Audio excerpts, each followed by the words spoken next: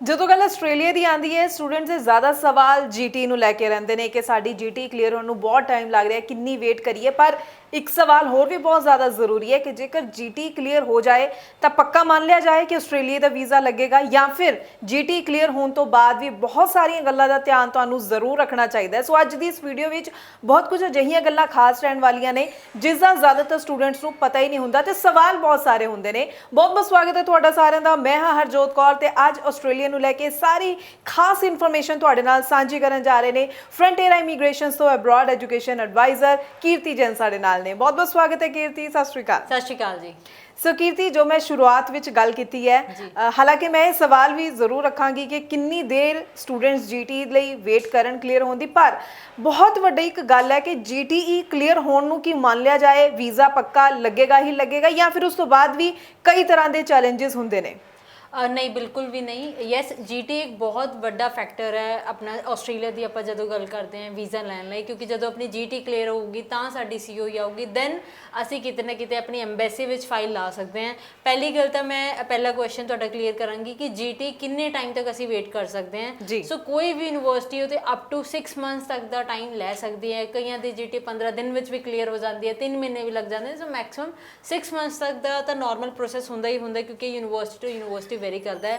But ਹਾਂ, ਜੇ ਆਪਾਂ ਗੱਲ ਕਰੀਏ ਕਿ ਜੀਟੀ ਕਲੀਅਰ ਹੋਣ ਤੋਂ ਬਾਅਦ ਕੀ ਇਹ ਸ਼ੋਰ ਹੈ ਕਿ ਬੱਚਾ ਇਹ ਮੰਨ ਲੇ ਕਿ ਵੀਜ਼ਾ ਆ ਜਾਊਗਾ, ਸੋ ਨਹੀਂ, ਕਿਉਂਕਿ ਜੀਟੀ ਦਾ ਜਿਹੜਾ ਕ੍ਰਾਈਟੇਰੀਆ ਉਹ ਕਿਤੇ ਨਾ ਕਿਤੇ ਯੂਨੀਵਰਸਿਟੀ ਦੇ ਲਈ ਹੈ, ਕਿਉਂਕਿ ਸੀਓਈ ਇੱਕ ਬਹੁਤ ਮੇਜਰ ਡਾਕੂਮੈਂਟ ਹੈ ਜਿਹੜਾ ਰਿਕੁਆਇਰਡ ਹੈ ਜੇ ਆਪਾਂ ਕੱਲ੍ਹ ਐਮਬੈਸੀ ਵਿੱਚ ਫਾਈਲ ਲੈਣੀ ਹੈ ਜਾਂ ਵੀਜ਼ਾ ਲੈਣਾ ਹੈ।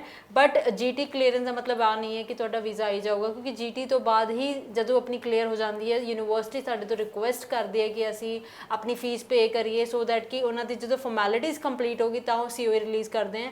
ਬਟ ਕਈ ਵਾਰ ਜਦੋਂ ਅਸੀਂ ਬੱਚਾ ਜਿਹੜਾ ਹੈ ਉਹ ਜੀਟੀ ਲਈ ਵੇਟ ਵੀ ਕਰਦਾ ਹੈ 2 ਮਹੀਨੇ 3 ਮਹੀਨੇ, ਜੀਟੀ ਕਲੀਅਰੈਂਸ ਤੋਂ ਬਾਅਦ ਵੀ ਕਈ ਵਾਰੀ ਯੂਨੀਵਰਸਿਟੀ ਸੀਓਈ ਦੇਣ ਨੂੰ ਵੀ ਮਨਾ ਕਰ ਦਿੰਦੀ ਹੈ, ਜੋ ਕਿ ਮੇਜਰ ਡਾਕੂਮੈਂਟ ਹੈ ਜੇ ਆਪਾਂ ਐਮਬੈਸੀ ਵਿੱਚ ਫਾਈਲ ਲਾਣੀ ਹੈ।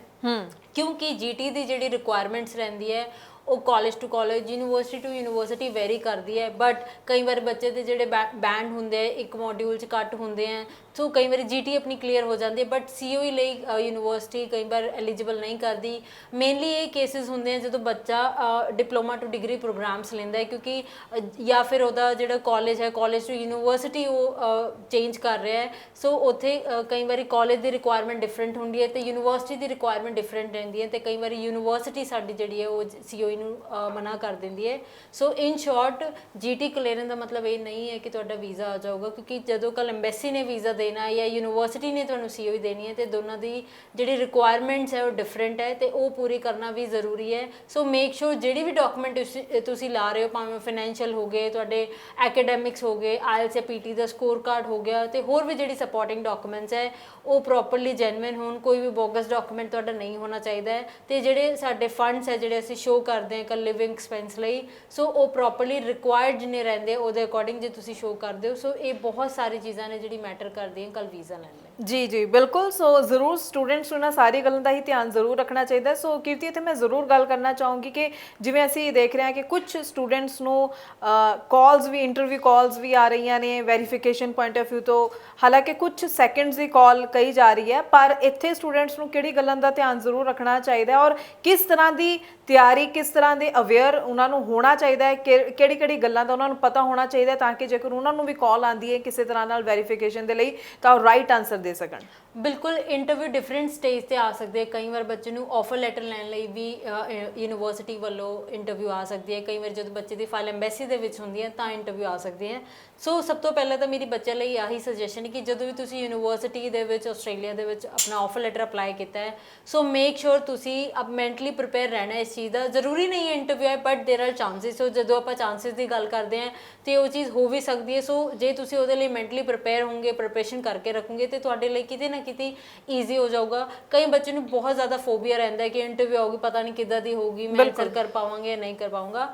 ਬਟ ਜੇ ਤੁਹਾਨੂੰ ਜਿਹੜੀ ਵੀ ਯੂਨੀਵਰਸਿਟੀ ਦੇ ਵਿੱਚ ਤੁਸੀਂ ਅਪਲਾਈ ਕੀਤਾ ਹੈ ਉਹਦੇ ਕੋਰਸ ਬਾਰੇ, ਯੂਨੀਵਰਸਿਟੀ ਬਾਰੇ, ਉਹਨਾਂ ਦੇ ਬੈਕਗ੍ਰਾਉਂਡ ਬਾਰੇ, ਆਪਣੇ ਬਾਰੇ, ਫਾਈਨੈਂਸ਼ੀਅਲ ਆਪਣਾ ਜਿਹੜਾ ਫੈਮਿਲੀ ਬੈਕਗ੍ਰਾਉਂਡ ਹੈ ਉਹਨਾਂ ਬਾਰੇ ਪ੍ਰੋਪਰਲੀ ਨੌਲੇਜ ਹੈਗੀ ਹੈ ਤਾਂ ਇੰਟਰਵਿਊ ਦੇਣਾ ਤੁਹਾਡੇ ਲਈ ਕੋਈ ਵੀ ਵੱਡੀ ਗੱਲ ਨਹੀਂ ਹੋਗੀ। ਤੇ ਕਈ ਵਾਰੀ ਸਾਨੂੰ ਨੌਲੇਜ ਸਾਰੇ ਕੁਝ ਹੁੰਦੀ ਹੈ ਬਟ ਆਪਣਾ ਜਿਹੜਾ ਸੈਲਫ ਕੌਨਫੀਡੈਂਸ ਹੁੰਦਾ ਉਹ ਬਹੁਤ ਡਾਊਨ ਹੁੰਦਾ ਹੈ, ਜਿਹਦੇ ਕਰਕੇ ਵੀ ਆਪਣੀ ਜਿਹੜੀ ਇੰਟਰਵਿਊ ਰਿਜੈਕਟ ਹੋ ਜਾਂਦੀ ਹੈ। ਸੋ ਮੇਕ ਸ਼ੋਰ ਜਦੋਂ ਵੀ ਤੁਹਾਨੂੰ ਤੁਸੀਂ ਅਪਲਾਈ ਕਰ ਚੁੱਕੇ ਹੋ ਜਾਂ ਕਰਨ ਵਾਲੇ ਵੀ ਹੋ ਤੇ ਪ੍ਰਿਪੇਅਰ ਕਰ ਰਹੇ ਹੋ ਕਿ ਕਿਸੇ ਵੀ ਕਾਰਨ ਕਰਕੇ, ਸਾਡੇ ਕਾਰਨ ਕਰਕੇ ਤੁਹਾਡਾ ਜਿਹੜੀ ਜੀਟੀ ਹੈ ਜਾਂ ਆਪਾਂ ਆਫਰ ਲੈਟਰ ਕਹਿ ਲਈਏ ਐਮਬੈਸੀ ਦੇ ਪ੍ਰੋਸੈਸ ਲਈ ਤੁਸੀਂ ਕੀਤਾ ਉਹ ਰਿਜੈਕਟ ਨਾ ਹੋਣ। ਤੇ ਉਹਦੇ ਲਈ ਜੇ ਤੁਹਾਨੂੰ ਆਪਣੇ ਬਾਰੇ ਐਕੂਰੇਟ ਇਨਫੋਰਮੇਸ਼ਨ ਹੈ ਤੇ ਕੌਨਫੀਡੈਂਸ ਬਹੁਤ ਮੈਟਰ ਕਰਦਾ ਹੈ ਤੇ ਕੌਨਫੀਡੈਂਸ ਤਾਂ ਹੀ ਆਉਂਦਾ ਜਦੋਂ ਸਾਨੂੰ ਪ੍ਰੋਪਰ ਨੌਲੇਜ ਹੋਣ।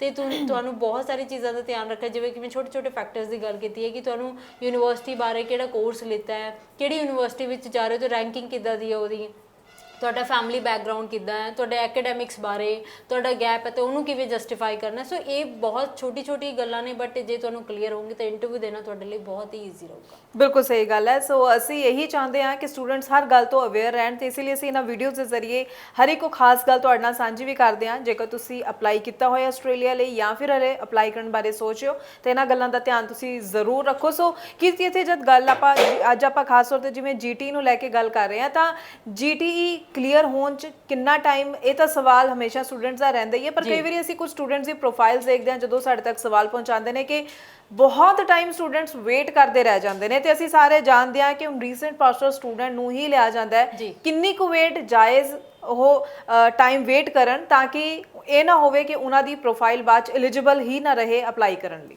ਬਿਲਕੁਲ ਜੇ ਅਸੀਂ ਜੀਟੀ ਦੀ ਗੱਲ ਕਰਦੇ ਹਾਂ ਸੋ ਅਪ ਟੂ 6 ਮੰਥਸ ਮੈਂ ਹਮੇਸ਼ਾ ਹੀ ਕਹਿੰਦੀ ਕਿ ਕੁਝ ਯੂਨੀਵਰਸਿਟੀ ਕਾਫੀ ਘੱਟ ਹੁੰਦੀ ਹੈ ਬਟ ਹੁੰਦੀਆਂ ਜਿਹੜੀ 6-6 ਮਹੀਨੇ ਵੀ ਲੈ ਜਾਂਦੀਆਂ।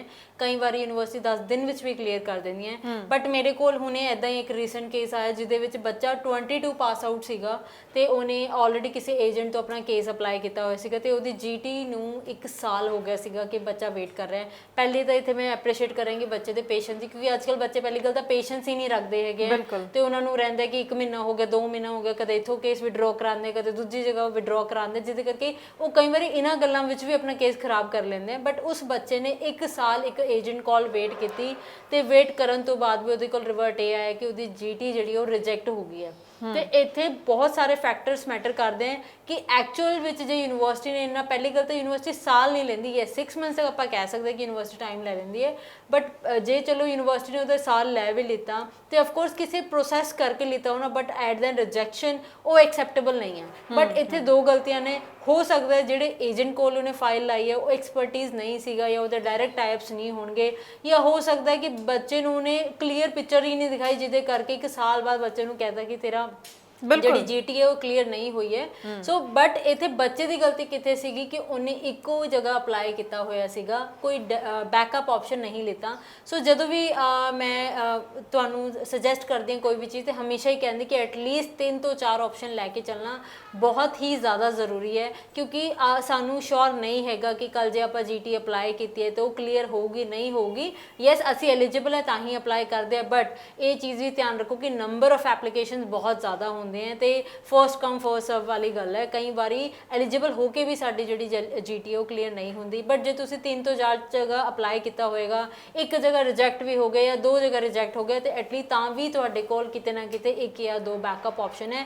ਤੇ ਸਭ ਤੋਂ ਵੱਡੀ ਗੱਲ ਇੱਥੇ ਆਉਂਦੀ ਹੈ ਕਿ ਜਿਵੇਂ ਮੈਂ ਤੁਹਾਨੂੰ ਇੱਕ ਐਗਜ਼ਾਮਪਲ ਦੱਸੀ ਕਿ ਬੱਚਾ 22 ਪਾਸ ਆਊਟ ਸੀਗਾ ਤੇ ਆਪਾਂ ਹੁਣ ਆਸਟ੍ਰੇਲੀਆ ਦੇ ਜਿਹੜੇ ਨਿਊ ਰੂਲਸ ਚੇਂਜ ਹੋਏ ਹੈ ਤੇ ਹੁਣ ਅੱਗੇ 23 ਪਾਸ ਆਊਟ ਸਟੂਡੈਂਟਸ ਨੂੰ ਹੀ ਐਂਟਰਟੇਨ ਕੀਤਾ ਜਾਏਗਾ। 22 ਲਈ ਵੈਸੇ ਵੀ ਜਿਹੜਾ ਆਪਣਾ ਨਵੰਬਰ ਇਨਟੇਕ ਹੈ ਉਹ ਲਾਸਟ ਇਨਟੇਕ ਹੈ ਤੇ ਉਸ ਬੱਚੇ ਦੇ ਕੇਸ 'ਚ ਮੈਂ ਗੱਲ ਕਰਾਂ ਤੇ ਸਿਰਫ ਉਹਦੇ ਕੋਲ ਹੁਣ ਜਿਹੜੀ ਉਮੀਦ ਰਹਿ ਗਈ ਹੈ ਉਹ ਸਿਰਫ ਨਵੰਬਰ ਇਨਟੇਕ ਦੇ ਵਿੱਚ ਰਹਿ ਗਈ ਹੈ ਤੇ ਹੁਣ ਉਹ ਸਾਲ ਦਾ ਵੇਸਟ ਕਰ ਚੁੱਕਿਆ। ਜੇ ਹੁਣ ਨਈ ਜਗ੍ਹਾ ਅਪਲਾਈ ਕਰੂਗਾ 1-1.5 ਮਹੀਨਾ ਆਫਰ ਲੈਟਰ ਆਉਣ ਨੂੰ ਵੀ ਲੱਗੂਗਾ ਤੇ ਬਹੁਤ ਸਾਰੀ ਚੀਜ਼ਾਂ ਨੇ। ਜੇ ਉਹਦਾ ਨਵੰਬਰ ਵਿੱਚ ਨਹੀਂ ਹੋਇਆ ਤੇ ਉਹਦਾ ਆਸਟ੍ਰੇਲੀਆ ਜਾਣ ਦਾ ਸੁਪਨਾ ਹੋ ਸਕਦਾ ਹੈ ਪੂਰਾ ਨਾ ਹੋਣ, ਉਹਨੂੰ ਗ੍ਰੈਜੂਏਸ਼ਨ ਕਰਨੀ ਪੈਣੀ, ਉਸ ਤੋਂ ਬਾਅਦ ਕਿਤੇ ਜਾ ਕੇ ਉਹ ਦੁਬਾਰਾ ਅਪਲਾਈ ਕਰ ਸਕਦਾ ਹੈ ਤੇ ਹੋ ਸਕਦਾ ਉਸ ਟਾਈਮ ਆਸਟ੍ਰੇਲੀਆ ਨਏ ਰੂਲ ਕੱਢ ਦੇ ਤੇ ਉਹ ਵੀ ਸ਼ਾਇਦ ਪੋਸੀਬਲ ਨਾ ਹੋਣ। ਤੇ ਇਸ ਐਗਜ਼ਾਮਪਲ ਦੇ ਥਰੂ ਮੈਂ ਤੁਹਾਨੂੰ ਇਹ ਸਮਝਾਉਣਾ ਚਾਹੁੰਦੀ ਹੈ ਕਿ ਵਿਸ਼ਵਾਸ ਕਰਨਾ ਜ਼ਰੂਰੀ ਹੈ। ਅੰਧ ਵਿਸ਼ਵਾਸ ਕਦੇ ਵੀ ਸਹੀ ਨਹੀਂ ਜਾਂਦਾ। ਸੋ ਮੇਕ ਸ਼ੋਰ ਜੇ ਤੁਸੀਂ ਕਿਤੇ ਅਪਲਾਈ ਕੀਤਾ ਹੈ, ਮੇਕ ਸ਼ੋਰ ਉਹਦੇ ਬਾਰੇ ਤੁਹਾਨੂੰ ਪਤਾ ਹੋਣਾ ਬਹੁਤ ਜ਼ਰੂਰੀ ਹੈ, ਐਕਸਪਰਟੀਜ਼ ਹੋਣਾ ਬਹੁਤ ਜ਼ਰੂਰੀ ਹੈ, ਡਾਇਰੈਕਟ ਟਾਈਪਸ ਹੋਣਾ ਬਹੁਤ ਜ਼ਰੂਰੀ ਹੈ। ਐਂਡ ਦੈਨ ਬੈਕਅਪ ਆਪਸ਼ਨ ਤੁਸੀਂ ਹਮੇਸ਼ਾ ਹੀ ਆਪਣੇ ਕੋਲ ਰੱਖਣੇ ਹੈ, ਕਿਉਂਕਿ ਜੇ ਬੈਕਅਪ ਪਲਾਨ ਲੈ ਕੇ ਚੱਲੋਗੇ ਤੇ ਤੁਸੀਂ ਕਿਤੇ ਵੀ ਮਾਰ ਨਹੀਂ ਖਾਓਗੇ। ਅੱਜ ਉਸ ਬੱਚੇ ਨੇ ਹੋਰ ਜਗ੍ਹਾ ਆਫਰ ਲੈਟਰ ਅਪਲਾਈ ਕੀਤਾ ਹੁੰਦਾ, ਸੋ ਸ਼ਾਇਦ ਉਹਦਾ ਸਾਲ ਵੇਸਟ ਨਾ ਜਾਂਦਾ ਤੇ ਕਿਤੇ ਨਾ ਕਿਤੇ ਸ਼ਾਇਦ ਉਹਦੀ ਐਮਬੈਸੀ ਵਿੱਚ ਫਾਈਲ ਲੱਗੀ ਹੁੰਦੀ ਹੈ, ਰਿਜ਼ਲਟ ਦੀ ਵੇਟ ਕਰ ਰਿਹਾ ਹੁੰਦਾ। ਸੋ ਮੇਕ ਸ਼ੋਰ ਤੁਸੀਂ ਕਿਤੇ ਵੀ ਅਪਲਾਈ ਕਰਦੇ ਹੋ ਆਪਸ਼ਨਸ ਲੈ ਕੇ ਚੱਲੋ, ਐਲੀਜੀਬਿਲਿਟੀ ਫੈਕਟਰ ਨੂੰ ਕਾਊਂਟ ਕਰਕੇ ਚੱਲੋ। ਤੇ ਜੀਟੀ ਜੇ ਤੁਹਾਡੀ ਇੱਕ ਯੂਨੀਵਰਸਿਟੀ ਵਿੱਚ ਕਲੀਅਰ ਹੋ ਵੀ ਗਈ ਹੈ ਤੇ ਸ਼ੋਰਟੀ ਨਹੀਂ ਹੈਗੇ ਕਿ ਵੀਜ਼ਾ ਆਊਗਾ, ਕਿਉਂਕਿ ਸੀਓਈ ਲਈ ਵੀ ਯੂਨੀਵਰਸਿਟੀ ਦੀ ਆਪਣੀ ਟਰਮਸ ਹੈ। ਐਮਬੈਸੀ ਨੇ ਸਿਰਫ ਐਕੈਡੈਮਿਕਸ ਵੇਖ ਕੇ ਤੁਹਾਨੂੰ ਵੀਜ਼ਾ ਨਹੀਂ ਦੇਣਾ ਹੈ, ਹੋਰ ਵੀ ਬਹੁਤ ਫੈਕਟਰਸ ਨੇ ਜਿਹੜੇ ਮੈਟਰ ਕਰਦੇ ਆ। ਤਾਂ ਹੀ ਅਸੀਂ ਏਜੰਟ ਕੋਲ ਫਾਈਲ ਲਾਉਣ ਜਾਂਦੇ। ਜੇ ਆਪਣੀ ਜੀਟੀ ਤੇ ਹੀ ਵੀਜ਼ਾ ਆ ਜਾਂਦੇ ਤਾਂ ਸ਼ਾਇਦ ਕਿਸੇ ਨੂੰ ਵੀ ਏਜੰਟ ਦੀ ਲੋੜ ਨਹੀਂ ਪਊਗੀ। ਸੋ ਮੇਕ ਸ਼ੋਰ ਇਹ ਫੈਕਟਰਸ ਦਾ ਤੁਸੀਂ ਧਿਆਨ ਰੱਖੋਗੇ ਤੇ ਤੁਹਾਡੇ ਲਈ ਵੀਜ਼ਾ ਲੈਣਾ ਬਹੁਤ ਸੌਖਾ ਹੋਊਗਾ। ਸੋ ਹਮੇਸ਼ਾ ਹੀ ਕਹਿੰਦੀ ਹਾਂ ਅਧੂਰੀ ਨੌਲੇਜ ਹਮੇਸ਼ਾ ਹੀ ਡੇਂਜਰਸ ਹੁੰਦੀ ਹੈ ਤੇ ਕੰਪਲੀਟ ਨੌਲੇਜ ਹੋਣਾ ਬਹੁਤ ਜ਼ਰੂਰੀ ਹੈ। ਤੇ ਮੈਂ ਆਪਣੇ ਵੀਡੀਓ ਦੇ ਥਰੂ ਵੀ ਤੁਹਾਨੂੰ ਇਹੀ ਮੈਸੇਜ ਦੇਣਾ ਚਾਹੁੰਦੀ। ਜੀ ਜੀ ਬਿਲਕੁਲ। ਸੋ ਮੈਂ ਉਮੀਦ ਕਰਦੀ ਹਾਂ ਸਟੂਡੈਂਟਸ ਦੇ ਬਹੁਤ ਸਾਰੇ ਸਵਾਲਾਂ ਦੇ ਜਵਾਬ ਅੱਜ ਇੱਕ ਵਾਰ ਫਿਰ ਤੋਂ ਤੁਹਾਨੂੰ ਇਸ ਵੀਡੀਓ ਦੇ ਜ਼ਰੀਏ ਮਿਲੇ ਹੋਣਗੇ। ਤੇ ਬਹੁਤ ਬਹੁਤ ਥੈਂਕਸ ਕੀਰਤੀ, ਤੁਸੀਂ ਜੀਟੀ ਨੂੰ ਲੈ ਕੇ ਬਹੁਤ ਸਾਰੇ ਪੁਆਇੰਟਸ ਕਲੀਅਰ ਕੀਤੇ ਨੇ। ਜੋ ਵੀ ਕਨਫਿਊਜ਼ਨ ਸੀ ਸਟੂਡੈਂਟਸ ਦੀ ਉਹ ਕਲੀਅਰ ਜ਼ਰੂਰ ਹੋਈ ਹੋਵੇਗੀ। ਬਾਕੀ ਕੋਈ ਡਾਊਟ ਹੈ ਤਾਂ ਇਸ ਨੰਬਰ ਤੇ ਕਾਲ ਕਰ ਸਕਦੇ ਹੋ, ਕਮੈਂਟ ਸੈਕਸ਼ਨ ਵਿੱਚ ਵੀ ਆਪਣੇ ਸਵਾਲ ਤੁਸੀਂ ਜ਼ਰੂਰ ਰੱਖ ਸਕਦੇ ਹੋ। ਅੱਗੋਂ ਵੀ ਅਸੀਂ ਤੁਹਾਡੇ ਲਈ ਹੋਰ ਇਨਫੋਰਮੇਟਿਵ ਵੀਡੀਓਜ਼ ਲੈ ਕੇ ਆਉਂਦੇ ਰਹਾਂਗੇ। ਫਿਲਹਾਲ ਲਈ ਦਿਓ ਜੀ ਇਜਾਜ਼ਤ। ਧੰਨਵਾਦ। Thank you.